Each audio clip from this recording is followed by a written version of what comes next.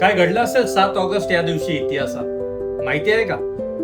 चला माहिती करून घेऊया. 7 ऑगस्ट 1905 रोजी कोलकात्यातील ऐतिहासिक सभेत स्वदेशी चळवळीची सुरुवात झाली. ब्रिटिश वस्तूंवर बहिष्कार टाकून स्वदेशी वस्तूंचा स्वीकार करण्याचा ठराव करण्यात आला. 7 ऑगस्ट 1925 रोजी भारतातील प्रख्यात कृषी शास्त्रज्ञ डॉक्टर M.S. स्वामीनाथन यांचा जन्म झाला. भारतातील हरित क्रांतीचे जनक म्हणून ओळखल्या जाणाऱ्या स्वामीनाथन यांनी देशाच्या अन्नधान्य उत्पादनात मोलाचे योगदान दिले. 7 ऑगस्ट 1941 रोजी नोबेल पारितोषिक विजेते महान कवी, साहित्यिक आणि तत्वज्ञ रवींद्रनाथ टागोर यांचे कोलकाता येथे निधन झाले. गीतांजली या काव्यसंग्रहासाठी त्यांना 1913 मध्ये साहित्यातील नोबेल पारितोषिक मिळाले.